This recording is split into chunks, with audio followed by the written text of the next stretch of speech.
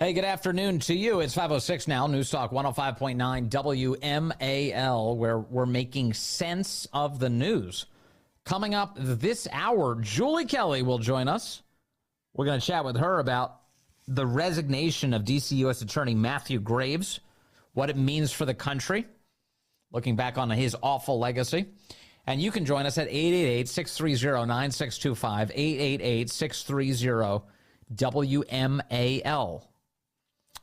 Well, when the government does things, it turns out it costs money. How much will it cost to deport illegal aliens from the United States, which is, of course, one of the top priorities of American voters? And is it possible that it could actually save us money? Last week, there was a Senate hearing on this question, and the Democrats are insisting that it will be cost prohibitive to deport the illegals who are here. Senator Dick Durbin, speaking to American Immigration Council senior fellow Aaron Reichlin-Melnick, asked, you estimate, at least in one publication here, that the cost of massive deportation would be $316 billion? And Reichlin-Melnick responded, at a minimum. At a minimum. Really? All right, let's get into the numbers with the numbers guy himself. John Lott is here. He's the president of the Crime Prevention Research Center and the author of Gun Control Myths. John, great to have you with us. Merry Christmas. Happy New Year, sir. Happy New Year. Great to talk to you, too. Thanks for having me on. Okay, so the left is mounting a new attack on deportations, saying we are trying to save American taxpayers money, and we don't want to spend all of this government money, this taxpayer money, on deportations. What have you discovered? I mean, these numbers that they have for the costs are just laughably bad. So I give you a simple example. 3/4 of the costs that they're claiming has to do with housing detention for the individuals that are there. But they make a lot of assumptions. So let's say you're going to be deporting 1 million people a year. They assume that you have to keep 1 million people, the same 1 million people, in housing over the entire year. But in another part of their documents, that they're saying, well, on average, people will be there for 2 months, and one can debate that. I think it'd probably be less than that.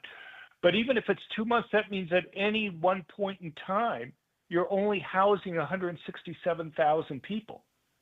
And so you don't need to have housing for 1 million if you're going to be deporting 1 million over the course of the year, because you're not going to have 1 million in housing over the whole time.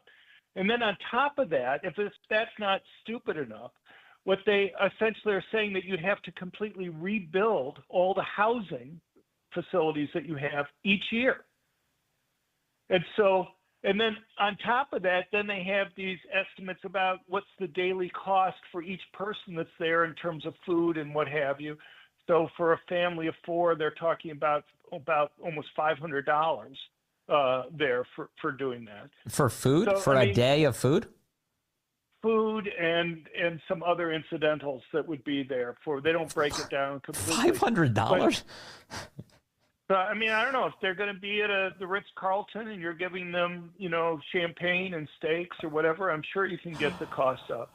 But, the point is that everybody from the New York Times, which has had something like 6 articles on it, USA Today's had multiple articles on it. You've had all the major media has just been repeating these claims about the cost. Yep. And I don't know whether any of these guys have actually tried to go and look at the numbers just to see some of the assumptions that are there. To me, the simplest thing to go and do is say, okay, well, we've been deporting people over time. What's been the per deportee cost of deporting people? And what you find is even kind of taking sympathetic estimates for them, you're talking about something that's going to be maybe 1/7 or so of the per deportee costs that they're essentially assuming in this case. And the other thing just to note over time is that the years in the past where we've had the largest number of deportations, the cost per deportee has fallen. There have been some economies of scale that's there. But, so I'm saying even if you take what may be a high estimate, you're still talking about the actual cost rather than trying to guess and try to do it from scratch and putting in their own assumptions that are there. If you look to see what the costs have been, it's a fraction of what they're claiming. Also, I assume this study also is not dynamic in the sense that it probably doesn't anticipate the people who are like, no, I don't want to be deported by federal authorities. I'll just gather my family and go. I'd rather do that before somebody takes me into custody.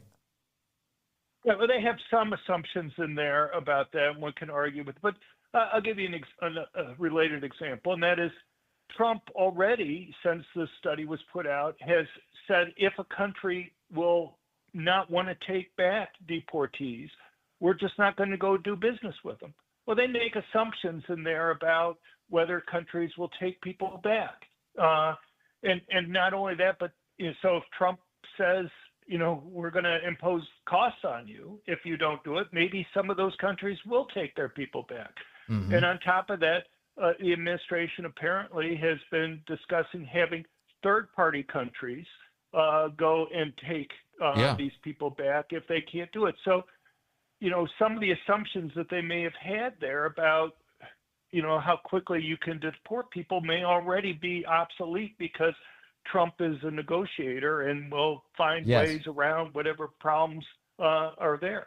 One of the big tests of that policy, by the way, is going to be China. China refuses to take back its foreign nationals who have illegally immigrated to the United States, and there are a lot of them. And so it'll be interesting to see how the Trump administration handles China. He's, of course, been willing to impose punishments on China in the past, so let's hope he does it again here in this case. You write today for the Federalist that rather than cost Americans money, deporting illegal aliens will save taxpayers. Take us through the math of what you've discovered here. Well, what I'm talking about there is if you just take the first group that they're going to concentrate on deporting, they're talking about deporting people who have criminal records. The National Institute of Justice has a measure of the cost to victims of crime in the United States. And they don't have it for all the different crime categories that the illegal aliens have been accused of. They have it for about half. So this is going to be a partial estimate of the cost. But if you assume that these illegals commit one crime similar to what's listed there in the ICE report, and they likely committed multiple crimes, so that only the most serious one is listed there, and these victimization costs include like the cost of medical care, lost wages, pain and suffering for the victims. You're talking about a number that's going to be about $166 billion. You compare that to the costs of this, even if you take this American Immigration Council's estimate, you're talking about a number that's about $55 billion or so for the 662,000 criminal illegals that we have in the country, which itself probably is an underestimate of the total there by quite a bit. But, so if you take 1/7 of that $55 billion, you're talking about something that's just a tiny fraction of the victimization costs that are there from crime. There are other estimates that are there about the fact that we may be spending $150 billion on housing and other aid for illegals that are in the United States per year. You start bringing in those types of numbers, these numbers in terms of the cost of deportation are just a fraction of those costs. So in the end, this is not only just good for restoring law and order, but it's actually good for the fiscal well-being of the country. Yeah, no, there's no doubt about that. And of course, there are other things that are there. One looks at this and you figure, why are Democrats fighting so strongly against even deporting criminal illegal aliens? You have a case just a couple weeks ago in Boston where 3 illegals had been arrested for child rape.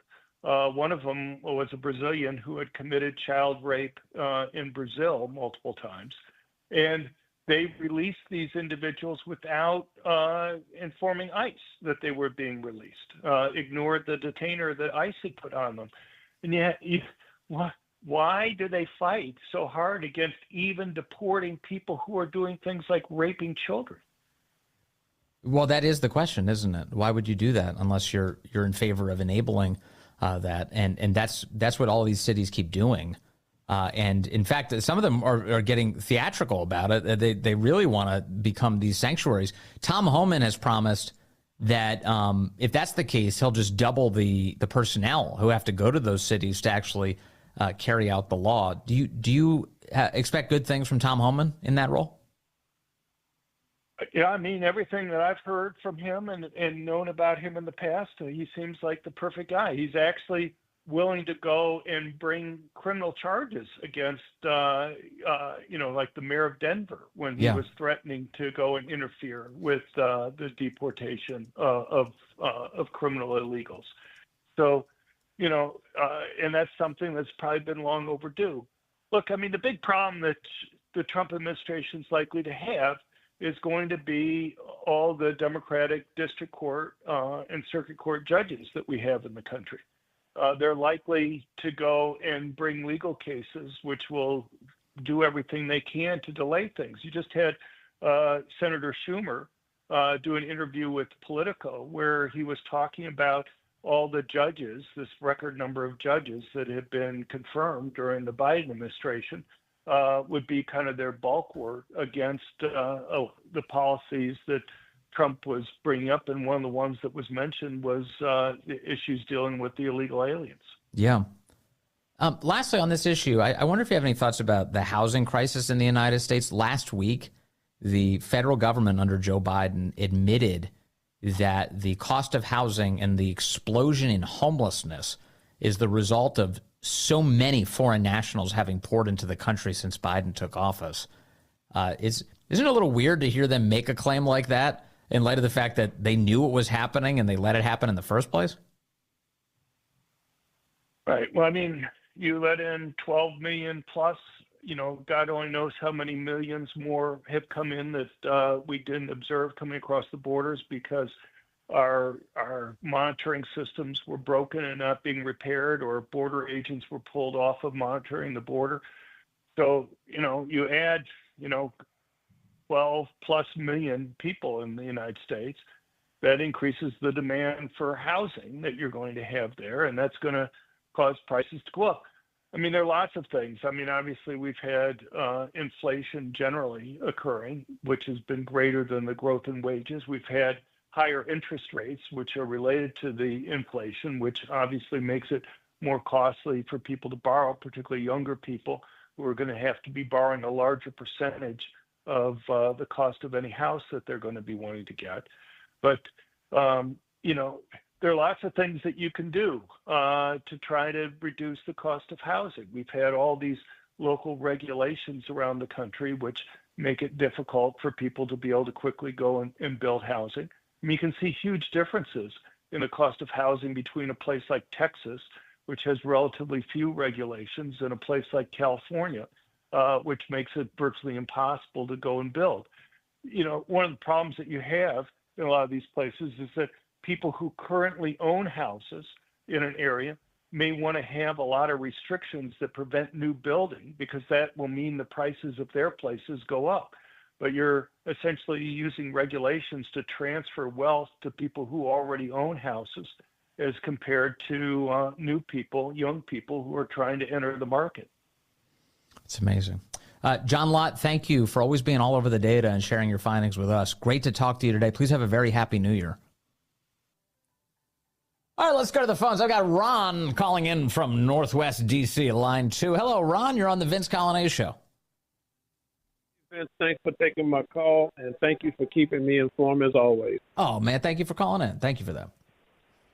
All right, sir, I just want to make it quick and brief because I know you don't have a whole lot of time, so I'm going to make it very quick.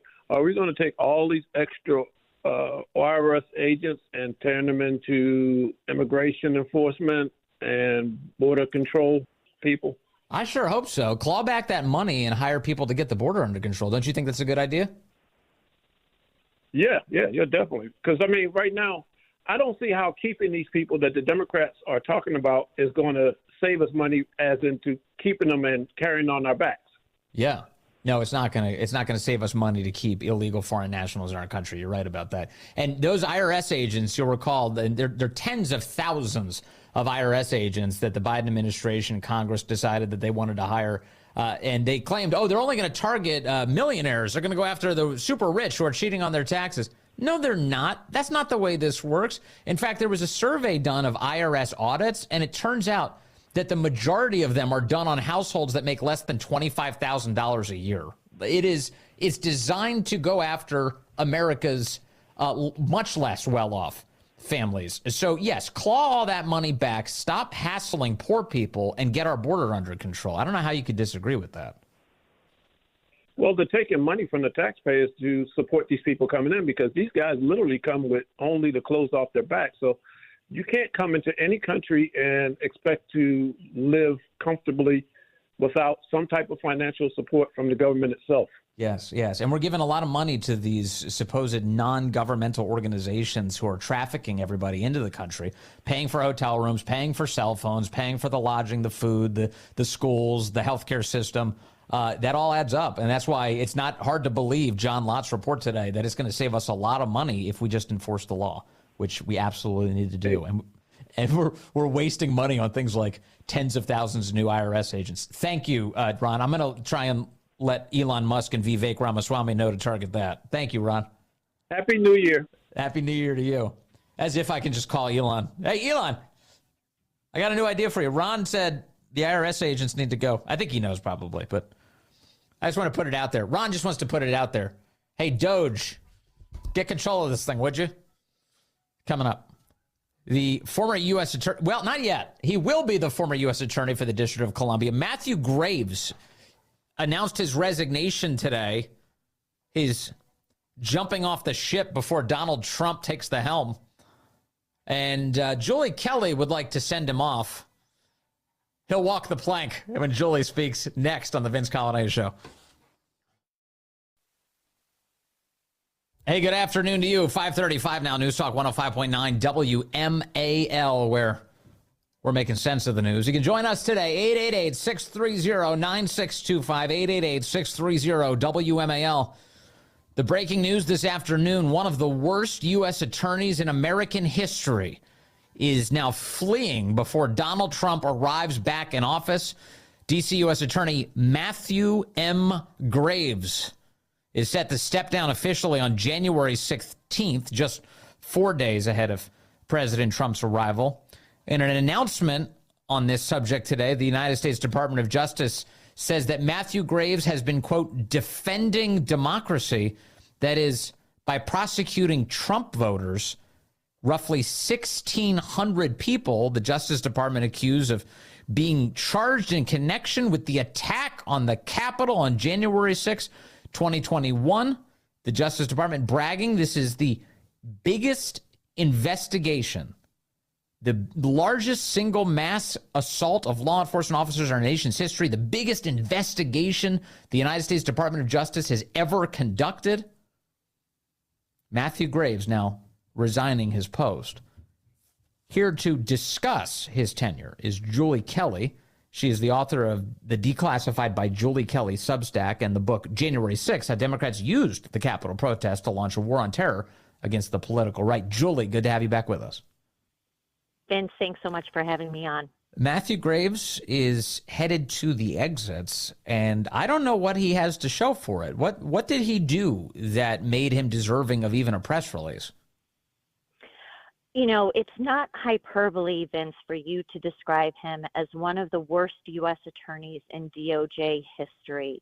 Not only did he weaponize his office, divert needed resources to continue to round up Americans who walked in a government building on a Wednesday afternoon, their right, by the way, overcharging them, throwing them in jail on excessive sentences, tormenting these people. He ignored, as you know, the violent crime crisis happening in the nation's capital. The Washington Post reported a few years ago, he has one of the highest, what they call declination rates in the country, declining to charge almost 68% of the cases brought to him by local police in Washington, because he has been doing nothing more than Joe Biden and Merrick Garland and Lisa Monaco's dirty work.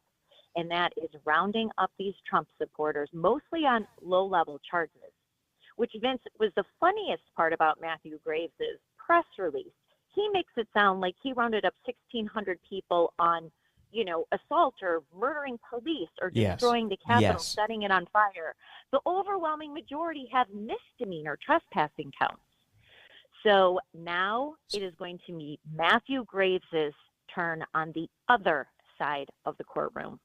I hope you're right. I hope that's the case. Let me dwell for a moment on one of the January 6th defendants whose story ended very badly. Matthew Perna committed suicide in custody. As I understand it, and you can give us more clarity on this, they went after him. The video footage demonstrates that he was merely walking inside the Capitol building wearing a Make America Great Again sweatshirt. And he didn't. I didn't see him really even doing anything physical other than literally walking, and that they decided to not only charge him but to hit him with a terrorism enhancement, and apparently that destroyed him so much that he took his own life. What do we need to know about Matthew Perna? So Matthew Perna is one of 3 J6 defendants who killed themselves on Matthew Graves' watch. And because you've had me on your show so many times, Vincent, thank you. Your listeners understand what this DOJ has put J6ers through. Matthew Perna, a college graduate, traveled around the world, was a Bernie Sanders supporter, then became a Trump supporter. He was charged with the 1512C2 obstruction count, as you said, nonviolent, and the 4 common misdemeanors. But nonetheless, after Matthew Graves became D.C. U.S. Attorney in November of 2021, he was appointed by Joe Biden. He accelerated the cases and the charges against J6ers and sought excessive prison time. So what Matthew Perna pleaded guilty, his lawyer told him, you might get a few months in jail. Let's just get this over with. Matthew Graves' office came back to Matthew Perna and his attorney and said, no, we're going to seek enhancements to the regular sentences that we've been imposing for this obstruction count, and you're going to spend years in prison. With that, Matthew Perna hanged himself in his garage in February of 2022. A few months later, another man charged of the same low-level offenses, Mark Ongst, also killed himself.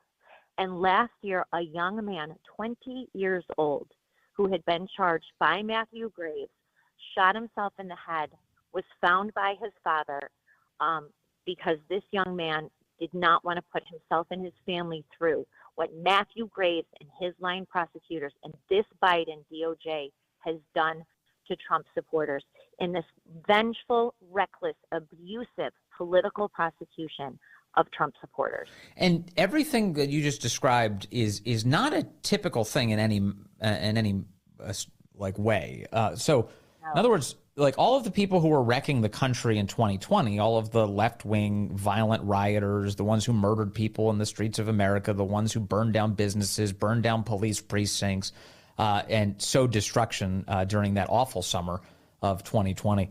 We haven't seen anything like this. In fact, the United States Department of Justice outright says that the single largest investigation and prosecutions they've ever undertaken involve January 6, 2021.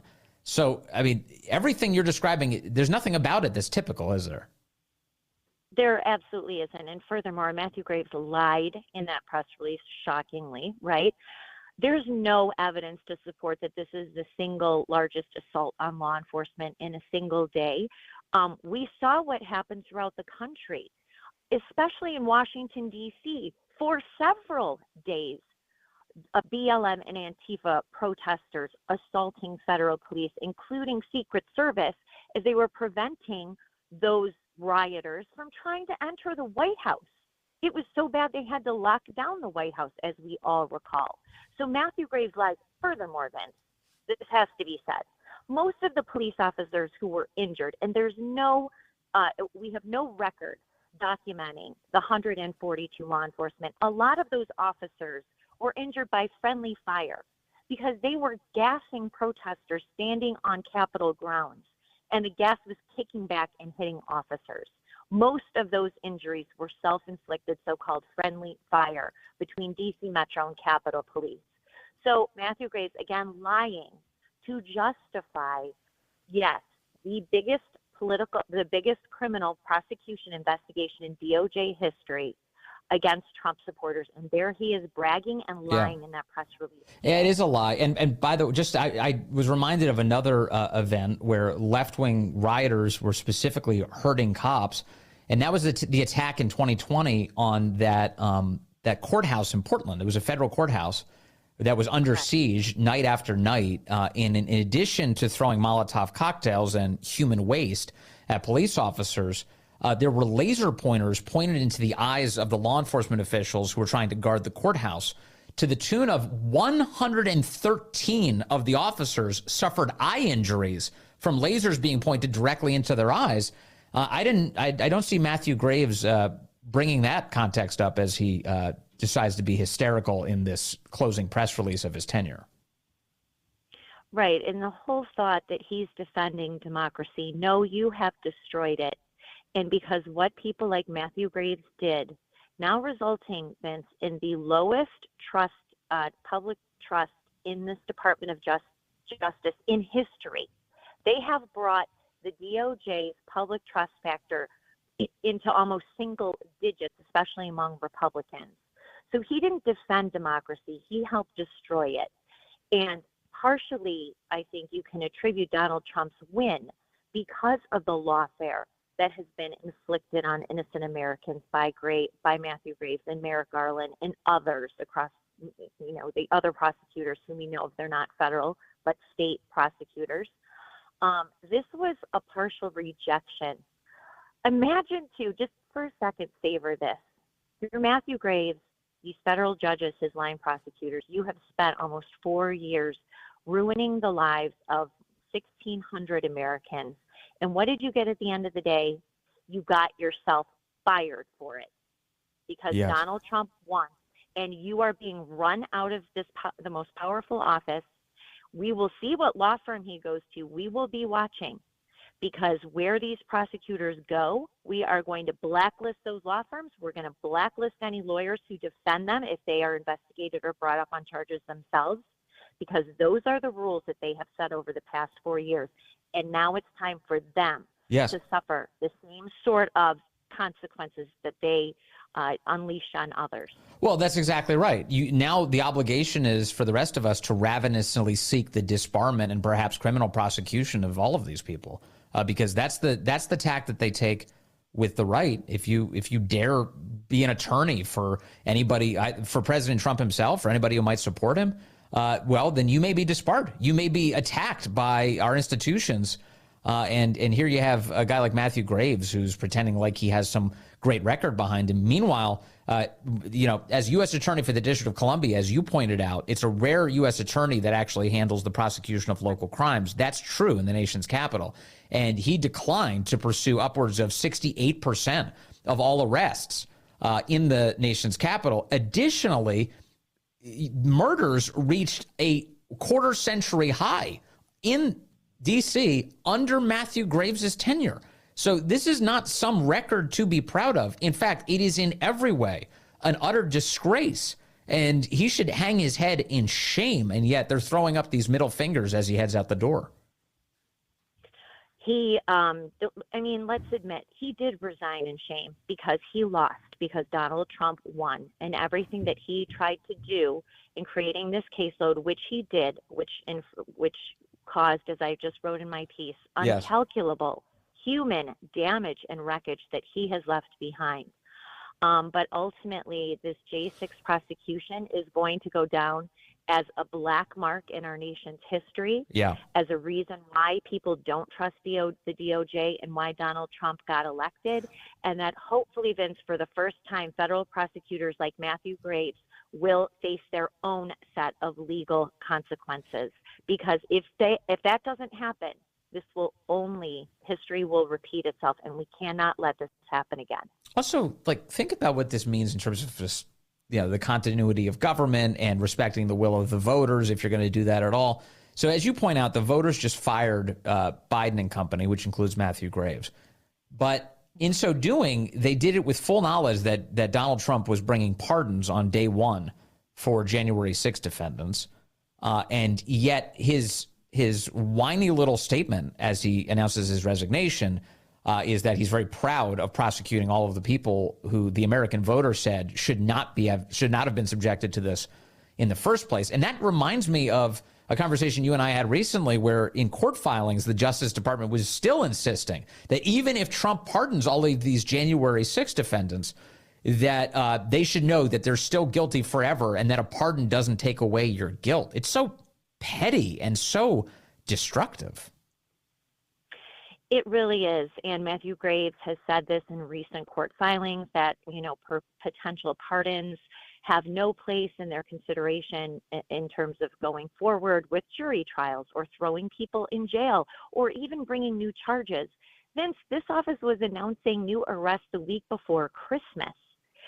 Even in light of the fact that this capital siege section of the DOJ will be shut down, that existing indictments will be dismissed, that pardons are forthcoming, he doesn't care. To him, because he's taking his marching orders from Joe Biden and from Merrick Garland, he is going to now run this out until his last moments in office on January 16th. Yeah. And then his little lackey, Bridget Fitzpatrick, will take that over for the last remaining days. Yes. But yes, they are to the very end defiant of not just the rule of law, the decency of this country, but certainly the results of the election. Julie, I've got one more for you, which is over the weekend, the Washington Post reported that Joe Biden has two regrets, really. One of them is not staying in the race. In other words, listening to Nancy Pelosi and getting out. But two, and I think the one that people are not paying enough attention to, is he regrets picking Merrick Garland because he is angry that the Justice Department didn't drag Donald Trump into a courtroom sooner. In other words, he was hoping for more political damage to be done by the Justice Department. What do you make of that admission this week by the Washington Post? It's just once again proof that Joe Biden's insistence that this DOJ was independent, that he was having no influence on Merrick Garland or then Jack Smith's decisions is just a lie. We've seen other reporting where he has expressed disappointment with Merrick Garland for not bringing charges quicker. And we have proof from covering the classified documents case, as you know, my reporting what was happening in southern Florida, proof of collusion between the DOJ, the Biden White House, and the National Archives to concoct the documents case against Donald Trump. Look, Merrick Garland did as much as he possibly could to get Donald Trump to trial in both Washington and southern Florida. He personally signed off on the armed raid of Mar-a-Lago in August of 2022. But look, there just wasn't evidence there. I mean, that was the problem that Merrick Garland and the DOJ had. The classified documents case was a sham, and the J6 four-count indictment was also a sham. I mean, they really struggled, even with all of the benefits and opportunities that they had to create some sort of case. They struggled to do so because there's just nothing there in either one. So that is Joe Biden's frustration, not just because Merrick Garland didn't do something sooner, but because there was just no crime there. Well, Julie Kelly, I'm always so grateful for you to join us. We wouldn't know enough to take the victory lap we're taking today were it not for you. So thank you for that. Great to get rid of Matthew Graves and great to have you on the show today, as always. Look, things are going to start moving very quickly when the new year rolls in. In fact, we've got to get a Speaker of the House in place. President Trump knows it. He released a statement today straight up endorsing Mike Johnson. Will Republicans support the president's endorsement? Not all of them will. Some of them are already saying no. So we'll see, because they need to get in there quickly and certify that election come January 6th. Is a lot to do. We'll keep covering it. I'll be with you tomorrow for New Year's Eve. We'll pregame together right here on WMAL, the great one. Mark Levin up next.